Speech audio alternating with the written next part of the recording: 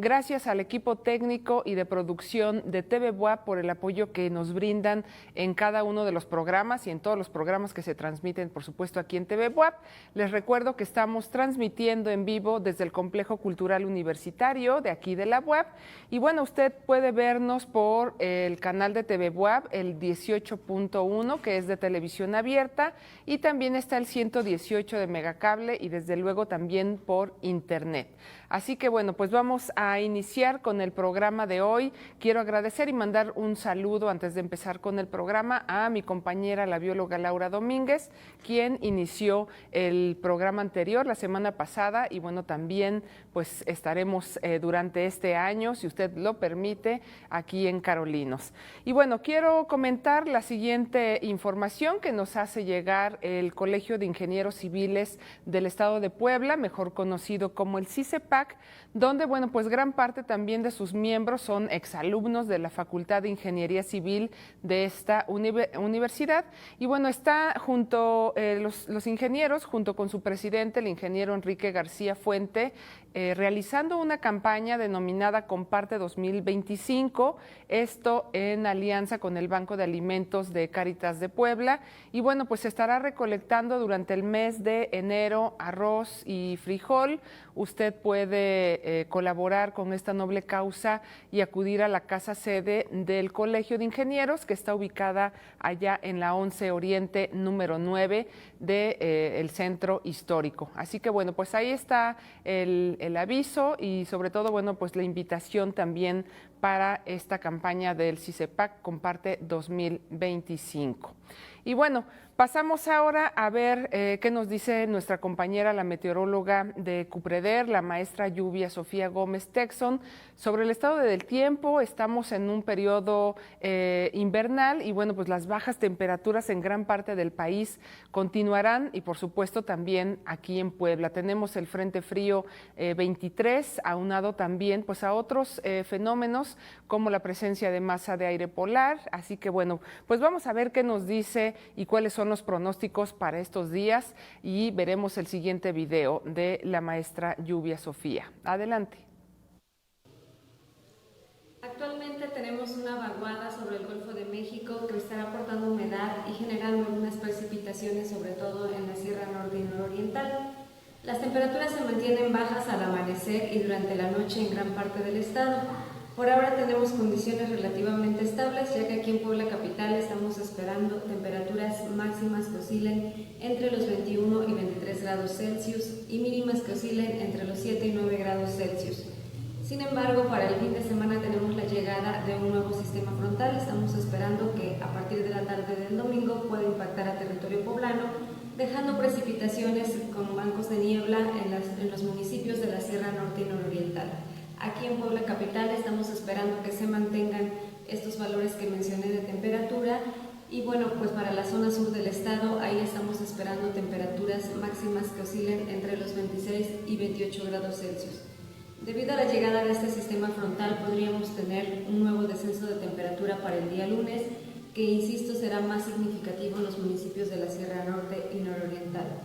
Sin embargo, sí se recomienda mantenerse abrigado, sobre todo si sale durante horas de la mañana, ya que al amanecer y durante la noche, pues el termómetro desciende.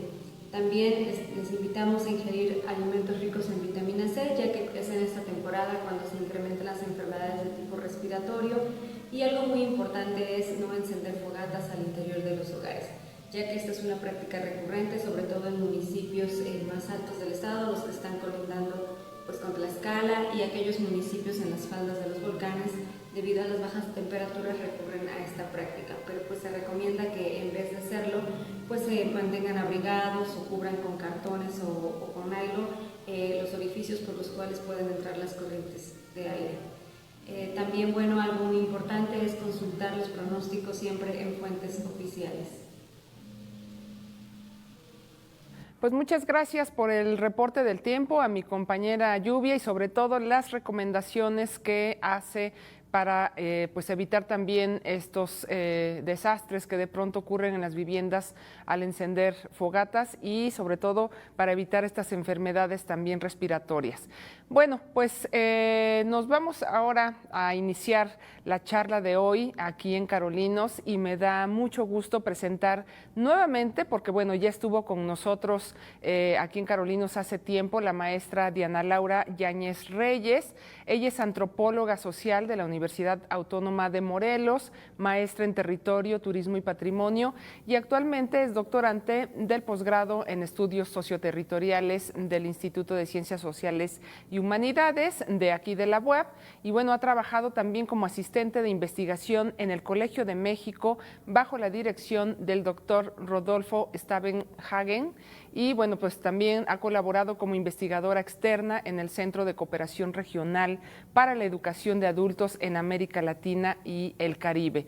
Y bueno, actualmente sus líneas de mayor interés son sobre territorialidades, el agua, la relación sociedad-naturaleza y la memoria desde un enfoque multidisciplinar que atiende precisamente también pues estos estudios y enfoques como la ecología política, el uso de narrativas y la antropología, acción participativa, entre otros. Pues le damos la bienvenida a la maestra Diana Laura. ¿Qué tal, Diana? Hola, buenas tardes. Muchas gracias por invitarme nuevamente. Vamos a platicar hoy sobre temas bastante interesantes. Muy bien, pues hace algunos años, en marzo, de manera particular en marzo del 2023, platicamos contigo sobre la relación sociohídrica y memoria colectiva en torno al río Amatzinac, esto en Tetela del Volcán, Morelos, que era, bueno, pues parte también de estos estudios de maestría que estabas realizando. No recuerdo si fue una entrevista en radio o en TV WAP, bueno, estábamos todavía en radio, y justo como un ejemplo también, por eso esta invitación ahora nuevamente con la maestra Diana Laura, un ejemplo de la importancia que tiene el dar seguimiento a estos proyectos de investigación como el que tú estás realizando. Y queremos hablar de este nuevo proceso que llevas a cabo pues a través precisamente de tu tesis de doctorado. Así es que bueno, pues te pedimos que nos des, como en aquel tiempo, por favor, una introducción sobre las memorias sociohídricas y sus múltiples territorialidades en torno al río Amatzinac, que es el título que lleva precisamente esta nueva investigación, y ahora, bueno, pues con estos impactos socioeconómicos y ambientales, tanto en Puebla como en Morelos. Diana. Claro, con gusto. Bueno, algo que quisiera recuperar también y que no solemos escribir como tal en nuestra investigación es justamente cómo nos nace el interés de abordar ciertos temas, ¿no? En el caso de Río Amatzinac, desde mi infancia tuve un acercamiento con este espacio y a lo largo de mi crecimiento y de mi desarrollo, tanto personal como profesional, pude notar ciertos cambios que hoy en día me conllevaron justamente a indagar estos temas y a querer conocer qué es lo que está pasando en este espacio, ¿no? Sobre todo los principales cambios fue la disminución de agua, la escasez del mismo recurso, el crecimiento exponencial de los sistemas que han sido colocados ahí para trasladar el agua hacia otros espacios que también se han ido transformando con el tiempo. Yo recuerdo, vengo de una familia campesina, recuerdo que en su momento cuando yo era niña, muchos de los cultivos eran con mucha diversidad, y en la actualidad están más orientadas hacia ciertos productos. Sí. La economía de la región también se ha ido como modificando y bueno, en general eso es lo que a mí me causó interés y pues ya entrando a las ciencias sociales elegí este tema de investigación, lo inicié en la maestría con un solo municipio y bueno, he ido abarcando otros elementos. Aquí me resulta también interesante y lo vemos justo en las clases, ¿no? Con la diversidad de temas que se abordan y de investigaciones que se abordan en los posgrados, cómo es que está marcada esta pues esta primera parte o el origen, diría yo, de pues de nuestra existencia, ¿no? Ese entorno en el que tú te desarrollas, donde creces y que vas teniendo pues esa oportunidad de ver también estas transformaciones, ¿no? Y vamos a la raíz no solamente de la investigación, sino de tu formación y por supuesto esto que mencionas de recordar cómo era este territorio cuando eras niña, ¿no? Claro, así es. Yo lo veía y bueno, siempre he sido muy curiosa, igual que muchos compañeros que están en las ciencias sociales, en la antropología y demás. Entonces creo que siempre nos preguntamos por estos elementos, ¿no? Y dada también la actual problemática que hay con el tema del agua, pues me parece algo muy pertinente para el momento. Entonces, desde que yo empecé a estudiar antropología hace ya cerca de 10 años, eran estos temas los que me llamaban la atención, la relación sociedad-naturaleza, cómo nos involucramos, cómo hacemos uso de la naturaleza y pensar cómo podemos retribuir, ¿no? Creo que este es en general como esta cuestión de por qué seguir estudiando el tema, ¿no? Justo porque desde mi infancia hay como elementos que me llaman la atención, voy aprendiendo con el pasar de los años y proponer cuestiones que me acerquen a mi comunidad y que puedan explicar desde la comunidad también es algo importante.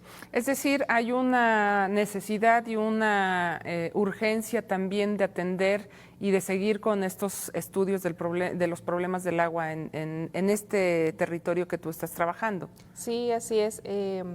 Inicialmente el proyecto de maestría fue justamente acercarme a algunos de los actores que están colocando en este espacio mangueras para trasladar el agua a otros lugares. Cabe comentar que el río Maxinac se encuentra entre los estados de Morelos y Puebla, justamente divide el municipio de Tochimilco con el municipio de Tetela y de Hueyapan en el estado de Morelos, Tochimilco aquí en Puebla. Y bueno, eso nos habla también de algo importante, ¿no? Son 3 localidades y cada una con sus particularidades que a lo largo del tiempo se han relacionado, han establecido acuerdos, dinámicas. Entonces a mí eso es lo que me llamaba la atención, ¿no? Es decir, cómo más allá de lo que es visible, que son la escasez de agua y esta forma de reemplazar el cauce por mangueras de PVC que trasladan el agua hacia otros espacios, qué es lo que había atrás de eso, ¿no?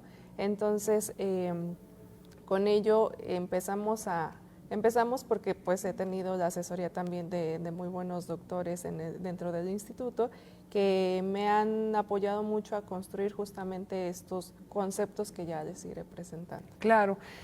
Hay otro punto que también está involucrado en la investigación y que es precisamente el tema de memorias sociohídricas. ¿A qué nos referimos con esto? ¿Por qué es importante retomarlo también? Porque bueno, el estudio anterior en maestría se hablaba ya de este tema, ¿no? Pero bueno, ¿a qué nos referimos con esto de memorias sociohídricas? Claro, a lo largo de los estudios que se han hecho sobre la relación sociedad-naturaleza, principalmente han estado a cargo algunos paradigmas. Uno de ellos fue el paradigma positivista, que permeó todas las ciencias y que mencionaba que hay que medir, ¿no? Y que hay que sustentar las cuestiones que se plantean dentro de las investigaciones a partir de la medición. A lo largo del siglo anterior, sobre todo, surgen nuevos enfoques multidisciplinarios que atraviesan disciplinas, que nos llevan más allá de pensar que no solamente la naturaleza se gasta sola o que las propuestas técnicas son las que nos van a mejorar todas esas cuestiones, ¿no? Sino más bien que hay que pensar en qué hay detrás en la organización social y de ahí mi interés por las memorias. Las memorias son relevantes porque condensan elementos del pasado, pero también nos estructuran a nosotros como sujetos sociales, ¿no? Nosotros nacemos en un espacio, en un grupo donde interactuamos y donde recibimos esas memorias de las personas que están en nuestra interacción, ¿no? Nuestros abuelitos, nuestros papás, nuestros tíos, etcétera, ¿no?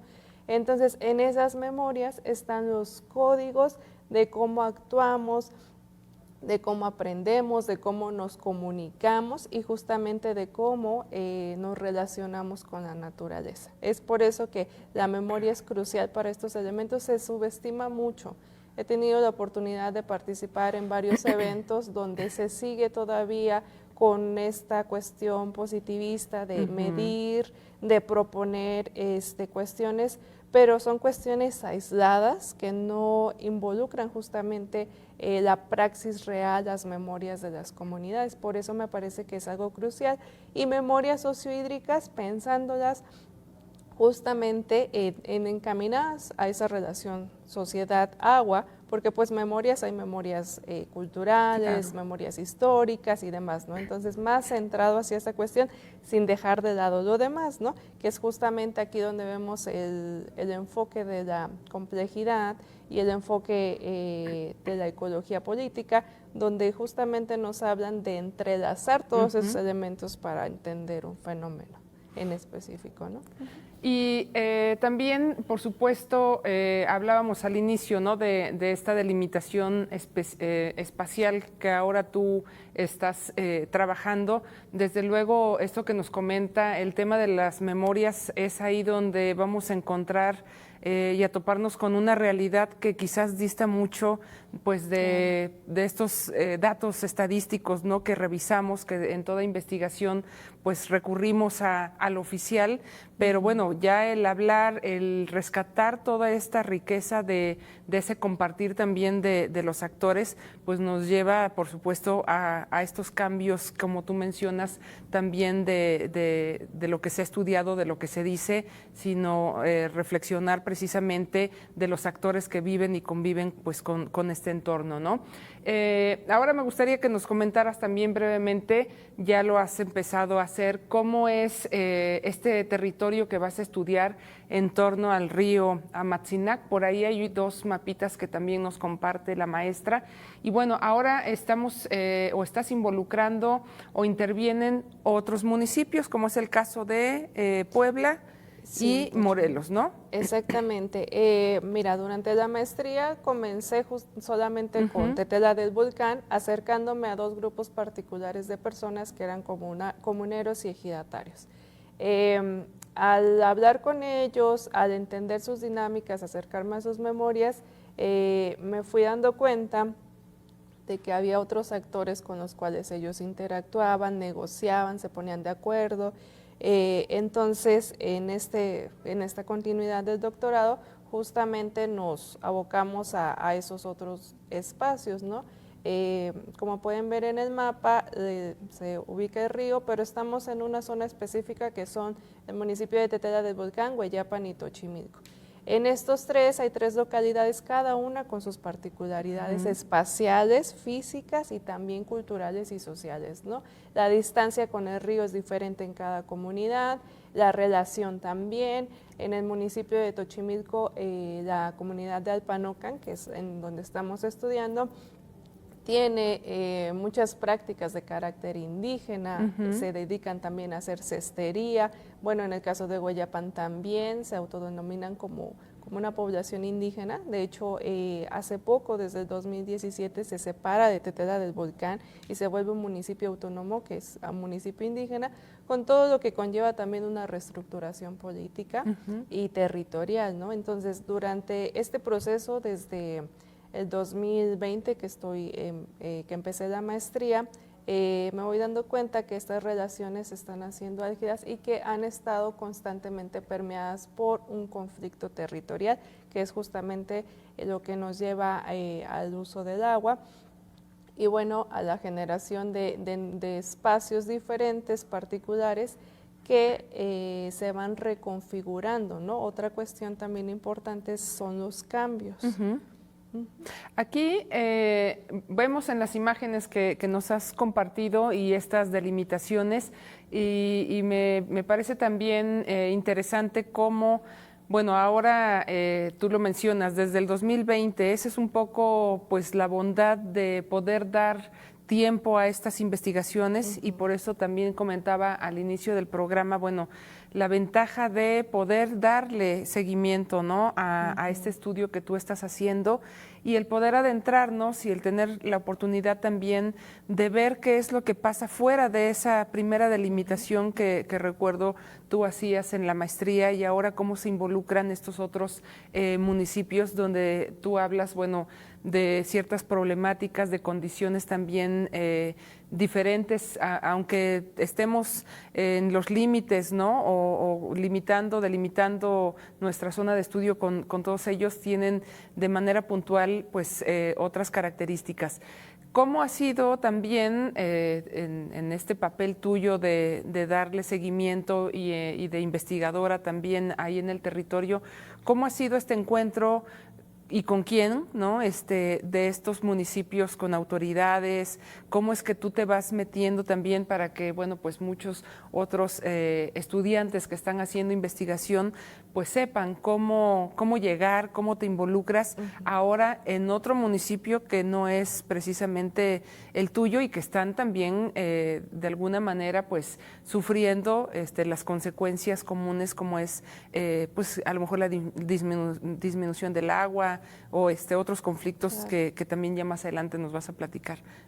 Bueno, en este caso es importante cómo nos presentamos. Me gusta y me agrada mucho el haber podido estudiar antropología, porque justamente parte de nuestra preparación es cómo nos enfrentamos a las personas y cómo generamos también una cierta relación e interacción para poder justamente conocer de viva voz la realidad que ellos viven, ¿no? En el caso de comuneros y ejidatarios de Tetela del Volcán, pues cabe también remontarnos históricamente, que ahorita por el tiempo no voy a hacer toda esa línea, pero son agrupaciones que dentro de los pueblos y dentro de las dinámicas locales, por eso la importancia de estudiar los municipios, han tenido mucha incidencia e injerencia en la organización social, ¿no? Sobre todo cuando se tiene que ver con recursos naturales, con ejidos, etcétera. Entonces, en ese sentido, la estructuración de estas tres localidades y su interacción entre estos tres tiene que ver mucho con las cuestiones históricas y con los acuerdos. La parte física aquí entra también compaginada con lo social, porque dadas las condiciones de que están en laderas, en montes, en pie de monte más bien, con unas proximidades al agua, y donde también el espacio les impide, por ejemplo, rascar pozos, sino tener que traer el agua de un espacio a otro, es que se generan acuerdos, ¿no? En su momento, desde principios del siglo anterior, cuando también el Estado interviene y demás, se llegan a acuerdos donde se intercambian manantiales para poder justamente abastecer sus comunidades de agua. Entonces, en ese sentido, estos acuerdos son importantes porque como van creciendo las localidades, la cantidad de población y la demanda, pues obviamente no pueden estar estáticos en el tiempo, y esto va generando conflictos territoriales. Entonces, en ese caso, por eso es que me aperturo de un espacio hacia otros actores y hacia otras poblaciones.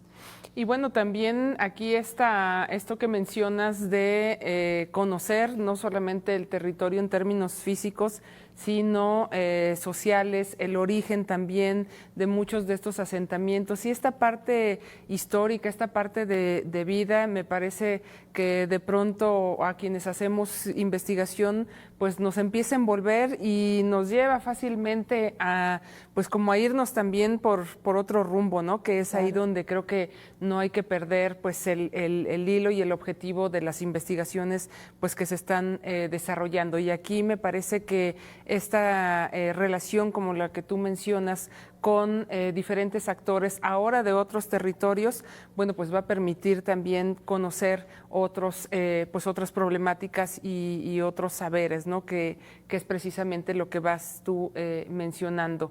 Entonces hay grupos de 7 y hasta 30 integrantes por cada una de las mangueras.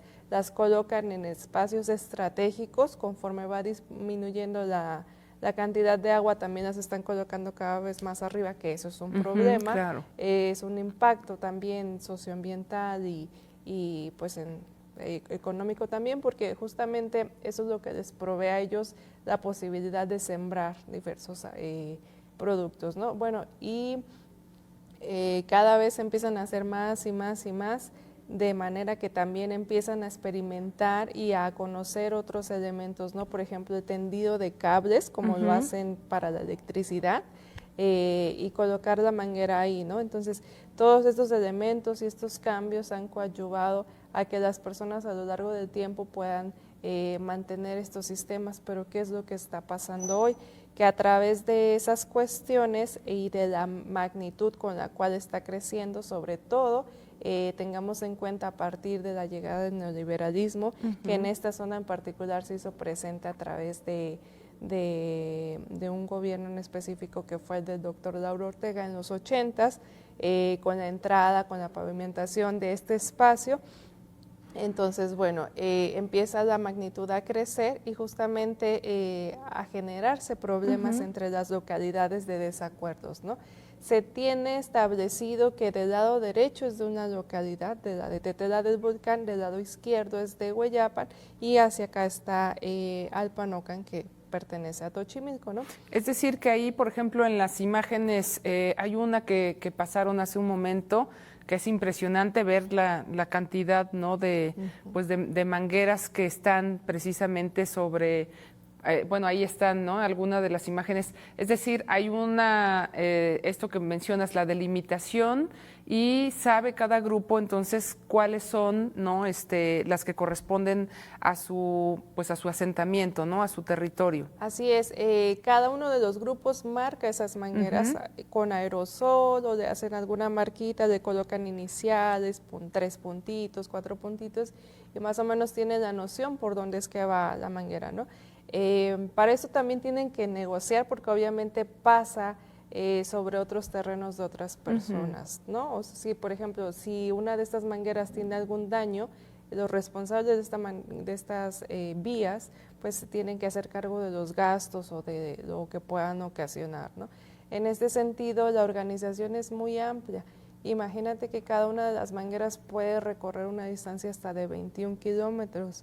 Entonces es abismal el sistema que se ha creado ahí.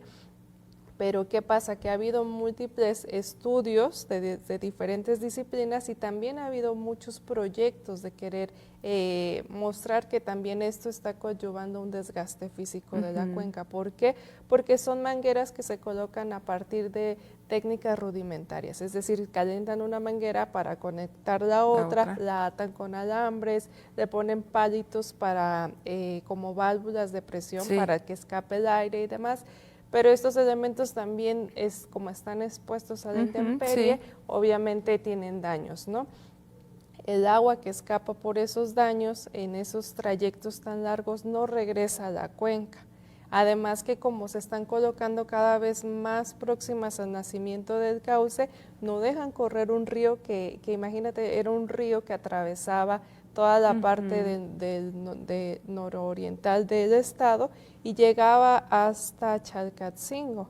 Entonces, ahí justamente por eso se creó una de las civilizaciones de la cual hay restos arqueológicos. Y esto, perdón, se ha visto en términos también de fauna que afecte pues a los animales, ¿no? A la propia vegetación de este lugar, aunque vemos en las fotos, ¿no?, que pues sí se ve claramente que hay una vegetación todavía importante, pero pues cada vez vas secando, ¿no? O desecando estas corrientes también secundarias, por decirlo de alguna manera. Sí, mira, el río Maxinac es un afluente que es de carácter dendrítico, es decir, que son múltiples nacimientos que se conectan en uno solo.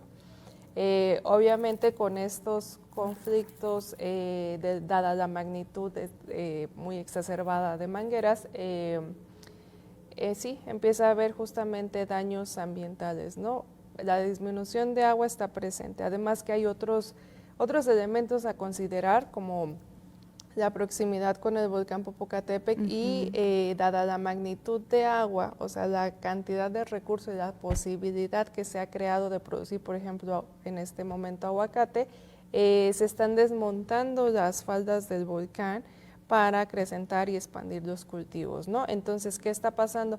Por un lado, la escasez, que el agua no fluya conforme es su cauce, natural. eso lleva a problemas, ¿no? Disminuyen la cantidad de árboles, disminuyen también los animales. Ahora estamos hablando de un río que cruzaba casi todo una parte del estado, 7 de los 33 municipios, y de los cuales la parte media y la parte baja pues ya no ven nada de este cauce, ¿no? Lo único que queda es el espacio por donde corre el río. Entonces, todo el agua está concentrada de una manera irregular porque también no todos tienen concesiones y no está cuantificada la cantidad de agua y bueno, también hay mucha pérdida. Llegando a los espacios donde se consume el agua, no tener sistemas tecnificados que aprovechen realmente el agua, pues hay un desgaste bastante importante y esto coadyuva a diferentes problemas, ¿no? Tanto físicos como sociales, conflictos y demás. Claro. Aquí, bueno, hay una muestra desde luego y lo vemos por las fotos del trabajo que has estado realizando, ¿no? Ya en campo. Pero ¿cómo vas a plantear tú un enfoque metodológico que incluya precisamente esto de las memorias y por qué lo crees importante, ¿no? Sobre todo porque ves también, bueno, pues todos estos conflictos actuales, reales, ¿no? Urgentes también que derivan de este crecimiento, como tú mencionas, de las poblaciones, de más necesidades, pues tenemos también la industria, la propia actividad productiva. Esto que mencionas es gravísimo, ¿no? El tema de los sembradíos de aguacate, cómo se va pues extendiendo en territorios, las faldas del volcán, pues es un lugar desde luego con todas las condiciones y propicio, ¿no? Para poder generar todo esto. Pero en términos metodológicos, ¿cómo va esta investigación? Sí, eso fue todo un reto. Desde la maestría, el pensar cómo acercarme a las personas, a qué personas, ¿sí? Como estamos hablando de memorias, priorizo la aproximación hacia las personas mayores de 60 años, pero también quiero hacer un contraste con personas de 25 a 44 años. ¿Esto por qué?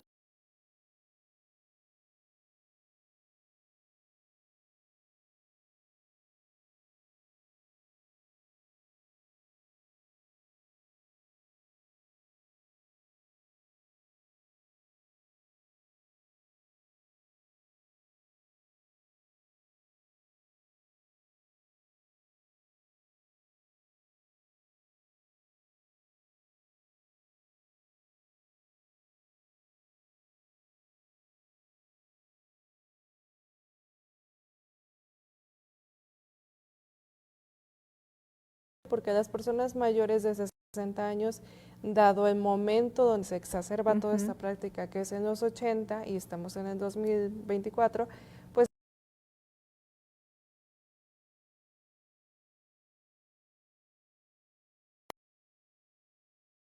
de cómo era antes ese espacio y cómo eran antes también las actividades agrícolas en estos 3 municipios. Entonces, me pareció importante hacer esta acotación ahora de personas de mayores de 60 años contra un grupo un poquito más diferente.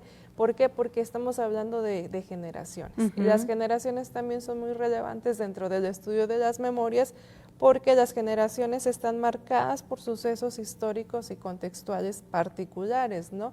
Que determinan cómo se relacionan con la naturaleza. No es lo mismo una persona de 60, de 80 años que vivió todos estos cambios, que toma solamente una pequeña porción de los recursos naturales para su subsistencia cotidiana, a ya una persona más joven, con unas visiones diferentes, con unas lógicas orientadas hacia el mercado, orientadas hacia la acumulación de bienes y demás, donde hay otra relación, ¿no?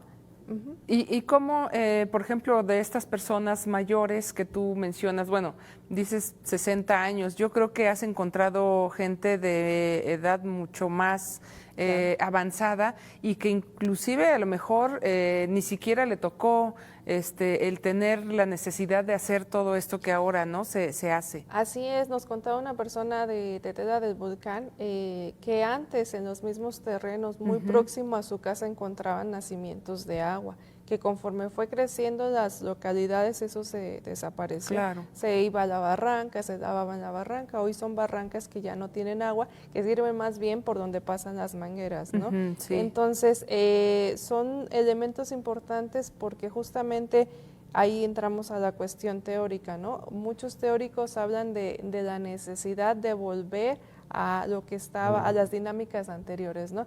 Yo considero que en este proyecto, más que volver y dar saltos hacia atrás, se tiene que identificar información que nos pueda servir hoy en día, ¿no? Hay que tener en cuenta que el tiempo no es completamente lineal, sino que hay saltos, que hay experiencias, que dentro de las memorias entran también selecciones de ciertos elementos y olvidos. Entonces, en ese sentido se van construyendo narrativas con las cuales podemos identificar quizá cómo fue la organización hace 50 años, donde las actividades eran un poco o con mayor efecto sustentable y cómo pudiéramos volver como a esos elementos y traerlos hoy al presente para ayudar al medio ambiente y para ayudar a toda esta organización social y disminuir los conflictos. Esa es la cuestión teórica. Obviamente desde la parte teórica, desde los enfoques se promueven conceptos, se promueven ciertos pasos a seguir, pero la realidad es muy distante, muy diferente, ¿no?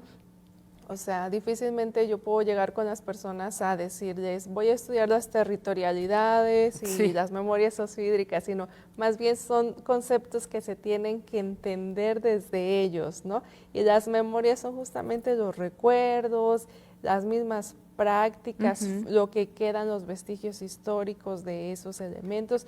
Por ejemplo, dentro de este espacio podemos ver que la cantidad de mangueras justamente hay mangueras más viejas, hay mangueras más nuevas, hay caminos que se van transformando o que ya están delimitados y estos son vestigios de las actividades y de la organización social. Entonces, poder proveer otras propuestas desde ellos, desde sus dinámicas y el entendimiento de estas relaciones es importante. Ha habido muchos intentos en esta zona, pero no han funcionado justamente por eso, porque no hay un involucramiento real que entienda las dinámicas particulares, ¿no? Entonces, yo no puedo llegar a un espacio y querer imponer ciertos elementos que para ellos quizá no les sirven, ¿no? Entonces, esa es la importancia del involucramiento, de entender diferentes generaciones, no quedarnos solamente con una, sino ver cómo es la comunicación de esos conocimientos. Y bueno, justo ahorita con esto que nos estás comentando, ¿cuál sería pues como tu diagnóstico, ¿no? De cómo ha sido esta participación comunitaria en tu zona de estudio? Porque bueno, ya lo mencionaba, no es fácil llegar a un territorio y bueno, pues presentarse y lograr la permanencia también, ¿no? De mucha de la gente que nos ayuda, que nos informa, pero en particular, bueno, con estos actores que estás trabajando, ¿qué tan complicado es que puedan apoyarte con sus saberes, con su experiencia? Y luego, bueno, pues también tenemos que echar mano de muchas estrategias y técnicas, ¿no? Pues que distan mucho de esta parte teórica, metodológica que llevamos en las investigaciones. Sí, como investigadores solemos llegar con un formato, con preguntas en un orden. Cuando te enfrentas a las realidades te das cuenta que a veces eso lo tienes que transformar, lo tienes que cambiar de orden y demás, ¿no? Más bien yo soy de la idea de que cuando uno se presenta el lugar que sea, tienes que escuchar y tienes que empezar observando también, ¿no? Con base a eso, pues ya diseñas unos instrumentos que no pueden estar cerrados y que no puedes tampoco colocarlos de tal manera que te respondan sí o no, sino más bien que tienen que ser abiertos justamente en esto para poder recuperar la mayor cantidad de información posible. Ahora, dentro de las ciencias en la actualidad y desde hace algunos años se busca mucho la participación comunitaria. No es fácil, dado a que estamos también desde hace algunas décadas muy segregados, entonces es muy complejo, pero creo que sí están los espacios para trabajarlos. Conlleva muchas visitas, conlleva mucho trabajo, pero sí está la posibilidad. Ahora, uno de los elementos y que puede ser también una herramienta de investigación de los más relevantes justamente es la cartografía social, que es el reconocimiento de los territorios desde cómo ellos los plasman, ¿no? Puede ser un dibujo sobre algún mapa base o sobre una hoja de blanco, donde tú puedes identificar ciertos elementos que te puedan llevar a entender cómo es la relación con el espacio que habitamos cotidianamente. Entonces, en este sentido son elementos gráficos que se hacen necesarios, que a veces es muy complejo juntar un grupo de personas, pero tú como investigador valoras, ¿no? Sí. Y si no se puede juntar en un grupo, entonces ves la posibilidad de trabajarlo de manera individual. Ahora con las entrevistas generalmente son preguntas, obviamente la actividad empieza dándoles a explicar que pues uno está interesado en cierto tema, que quiere saber la historia de la comunidad, del río, etcétera, y se van haciendo las preguntas en el orden que ellos te impongan a ti, ¿no? Y ahí es donde rompe con la estructura que tú llevas. Exactamente, ahí nos rompe con todo y eso creo que hay que desarrollar a lo largo de la investigación y de la vida profesional ciertas herramientas para no cortar de tajo esas informaciones, ¿no? Y después viene otro proceso que es, bueno, ya recuperé la mayor cantidad de información posible, contrastada con documentos históricos, con representaciones tipo códices o con representaciones de otros años, con reglamentos, con fuentes históricas, etcétera. Y ahora, ¿qué haces con todo ese cúmulo de información? Sí, ¿no? ¿Cómo la ordenas? ¿Cómo la vas a entretejer? Entonces, a mí me parece que ahí es un proceso completamente artesanal, aunque ya estamos en una era donde hay, pues, programas y demás. Creo que sigue siendo un proceso artesanal de ver los elementos y cómo los construyes, cómo los tejes, por decirlo de alguna forma, ¿no? Es un proceso completamente de entretejer todos esos elementos, todas esas narrativas para buscar momentos de consenso, ¿no? Porque justamente estamos hablando de memorias, entonces tenemos que agarrar elementos, pero para dar a conocer que eso tiene cierto grado de legitimidad, tiene que haber un consenso. Claro. Y bueno, pues de ahí es que seguimos, ¿no? con este otro salto para saber cuáles son los principales retos, ¿no? a los que te tienes que enfrentar de ahora en adelante, ¿no? En esta última pues parte, y ya como para ir cerrando también pues esta entrevista, esta charla contigo. Claro, son diferentes retos. Por un lado están los retos metodológicos, teóricos, y también están retos personales, ¿no? Al ser comunidades de origen rural, donde hay ciertos intereses económicos, políticos, es difícil la entrada, también donde son actividades donde predomina la participación masculina. Entonces, como mujer investigadora sí es complejo, pero hay que trabajar mucho de la mano de los actores claves, es decir, involucrándote con ciertas personas, y de ahí como una bola de nieve te lleva hacia otro y hacia otro y hacia otro.